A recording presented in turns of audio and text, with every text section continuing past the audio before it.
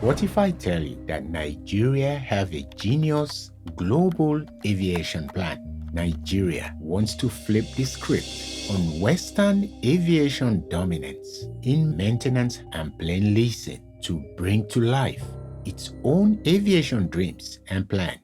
What we are trying to do in Lagos now is to make Lagos, one, a very modern international airport, and two, to make it a proper hub.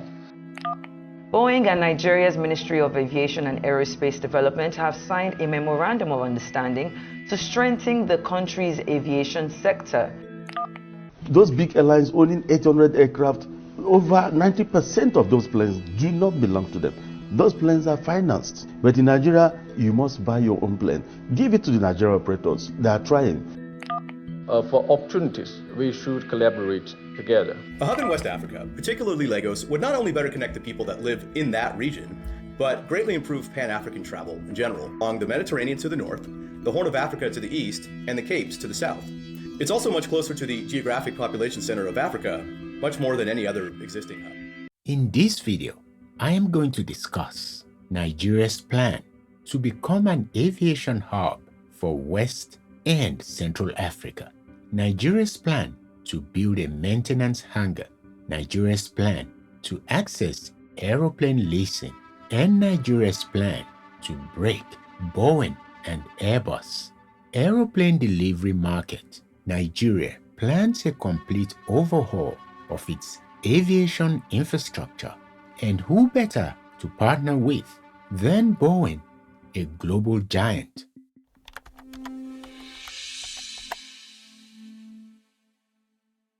The recent MOU between Boeing and Nigeria's Ministry of Aviation and Aerospace Development is indeed a significant step towards strengthening the country's aviation sector. The exponential growth that can come from simply Africa working for Africa and with Africa cannot be underestimated. So this is again why this MOU is so important, leveraging the hub that is Nigeria for Africa to unlock African growth for Africa's development's sake.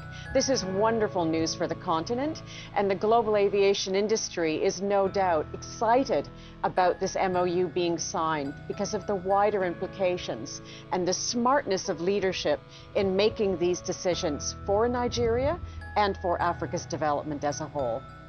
Boeing would have a maintenance facility in Nigeria, an MRO, which is maintenance, repair, and overhaul.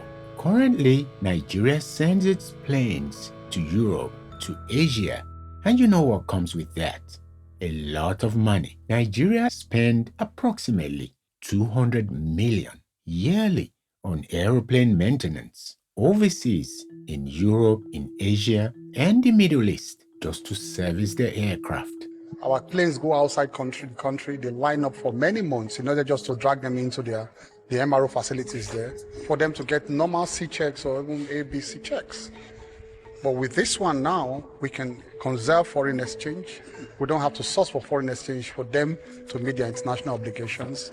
And we can also attract foreign exchange into Nigeria. Ibom Air in Akwa Ibom actually have an MRO, and it's just undergoing testing as we speak. An MRO facility will save a lot of money and even make money from other airlines and countries. Air Peace is also building an MRO. West and Central Africa's largest airline, Air Peace, has officially carried out the groundbreaking on its state-of-the-art maintenance, repair, and overhaul facility.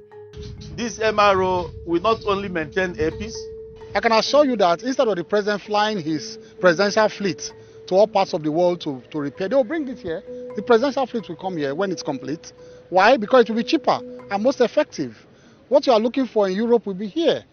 So you don't even need to ask whether government must patronize it. It will. It must, because it will be the cheapest and most effective and the best option for government. In the whole of West Africa and Central Africa, you don't have top-notch MROs like this. So clearly, Nigeria's aviation plan is taking shape. I think it's a game changer that we already have an indigenous company, Ibom Air, and now Air Peace, building an MRO. What does this mean? It means Nigeria can be self-reliant Even if Boeing at this stage pulled out of the deal to build an MRO with the Nigerian government, we're good. And now let's head to the aviation sector, where Nigeria marks 100 years of aviation, tracing back to 1925 when the first aircraft landed in Kano City. Nigeria's aviation journey began in 1925 when a Royal Air Force aircraft touched down in Kano, the first recorded aircraft landing on Nigerian soil.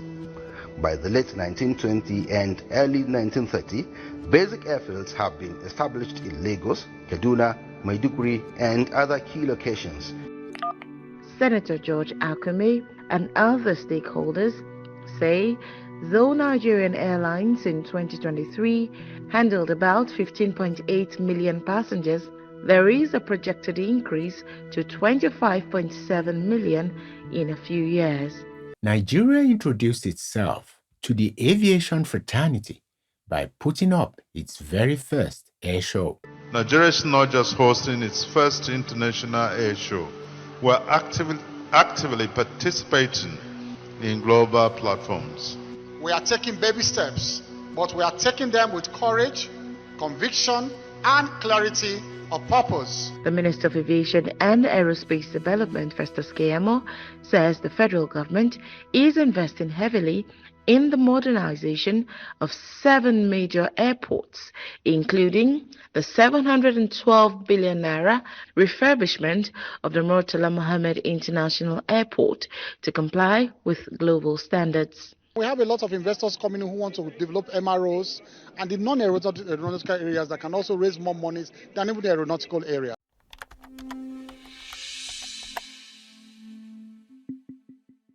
As Nigeria celebrates 100 years of aviation, it now wants to be the aviation hub for West and Central Africa to achieve its global aviation plan. The new terminal, it brings a huge game-changing reality to the industry in Nigeria. First of all, it is the first purpose-built hub terminal. It's specifically designed to move passengers from flight to flight. So you can arrive on a domestic flight and connect to an international flight, arrive from an international flight and connect to a domestic flight, arrive on an international flight and connect to an international flight, right in the same terminal, under the same airport experience, which is world-class. And it all adds to the joy of traveling that we had kind of lost in Nigeria because of the very, very poor airport experience that our Nigerian passengers and visitors to Nigeria have experienced through the other international airports over time. To make the experience going through Uyo Airport a world-class experience like you find anywhere else you go to. And so by providing this service through this game-changing terminal, we expect to build this hub into a hub in West Africa that really has never been seen before, because we are building a transit facility. So there's a small transit facility that is coming up in Lagos, in MMIA. The construction work has started. There's a full renovation of Terminal 1, expansion of Terminal 2 and the transit facility. The Nigeria Air Show signals the government's readiness to make Nigeria the aviation hub of West and Central Africa through public-private partnerships. Now let's talk about Nigeria's quest for an aviation hub. Is it viable? Does it make sense? A hub in West Africa, particularly Lagos, would not only better connect the people that live in that region, but greatly improve Pan-African travel in general. A major reason for this is that West Africa has nearly perfect natural hub geometry. Lagos is roughly equidistant from the continent's population centers along the Mediterranean to the north, the Horn of Africa to the east, and the Capes to the south. It's also much closer to the geographic population center of Africa, much more than any other existing hub. This helps optimize two things. First, connections. There are many city pairs where Lagos is on the way, where you could have a connection there without deviating much from your direct path. This is not true for all city pairs, but it is true for near the maximal amount of city pairs. Lagos also would help optimize scheduling. Most of the major population centers are all around the same time from Lagos, roughly 5 hours. So many routes will have similar flight times, which means that you can align schedules to create a strong hub-and-spoke pulse transfer system that makes connections convenient for passengers while minimizing downtime and maximizing utilization of your staff and airplanes. Clearly, There is need for a hub, and there is market for it. Foreign investors can see the potential, and they cannot wait to get in. Joining me now for this conversation, we have Mengiao Ma, Regional Manager, Africa, Avicadian Airports Engineering Co. Limited. So the first thing I should mention is about the population. Nigeria has the biggest population across the African continent. And now for aviation industry, there are up to 60 million passengers annually and expected 8% increase rates in aviation. For opportunities, we should collaborate together. Putting the right infrastructure in place, forming partnerships, regulatory reforms like simplifying regulations with transparency will help bring back confidence in Nigeria's aviation. Nigeria wants to be an aviation powerhouse, and it wants to be self-sustaining. Therefore, it's doing all the legwork right now, all feeding into Nigeria's Global Aviation Plan.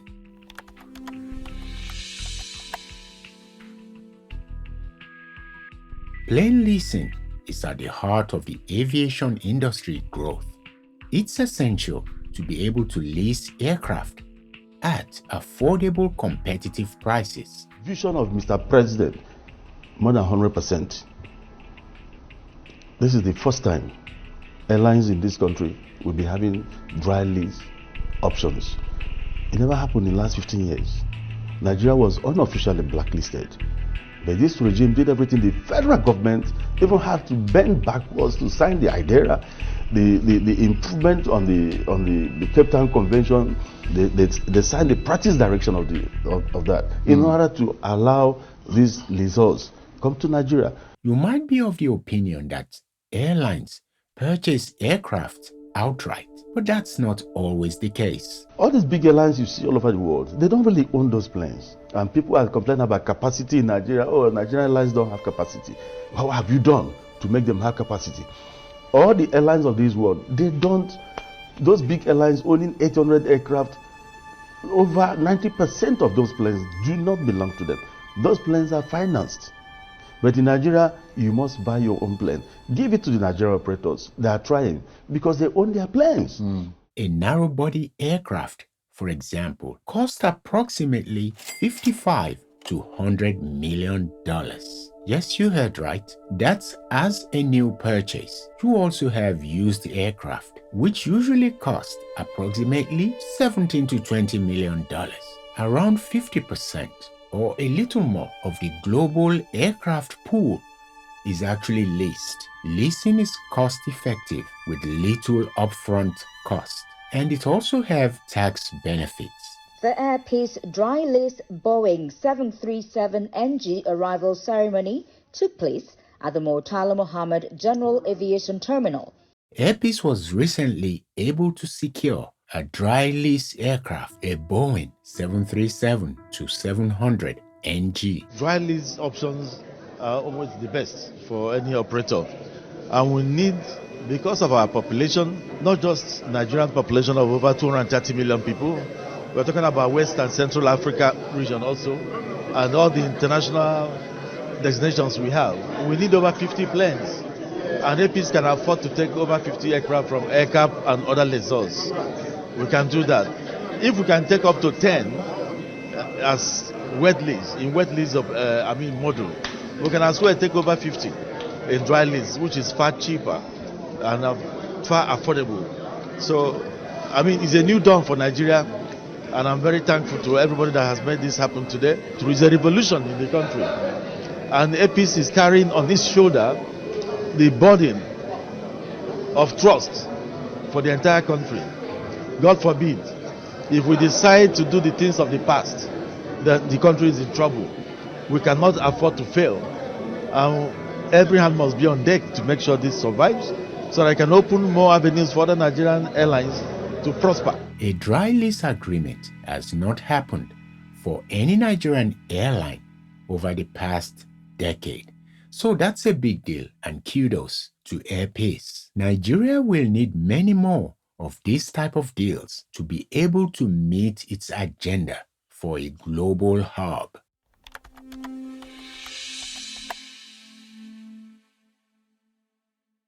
Boeing and Airbus currently have a ridiculous amount of aeroplane order backlog, about 10 years of production hours of planes. Now, Nigeria is flipping the script on Boeing and Airbus. Nigeria needs to expand, and it needs to be able to realize its dream of creating a West and Central Africa hub. Nigeria is not about to wait on anyone, and it's taking its own destiny into its own hands.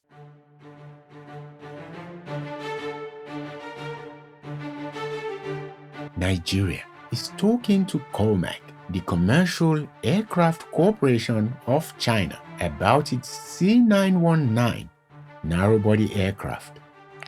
People are getting sweaty. They are in panic mode. It's like Nigeria is talking to the enemy. Nigeria's Civil Aviation Authority has begun the certification process to see if the C919 can pass for domestic routes. COMAC is ready to offer support package like training, like maintenance. COMAC is ready to offer dry leases, which is a more cost-effective package for Nigeria. COMAC currently does not have Western certification for the C919, but the C919 is already in extensive use in China. So let's see if Nigeria will grant a certification for local use. Nigeria is marching ahead with its aviation plan, and right now, there is no stopping Nigeria.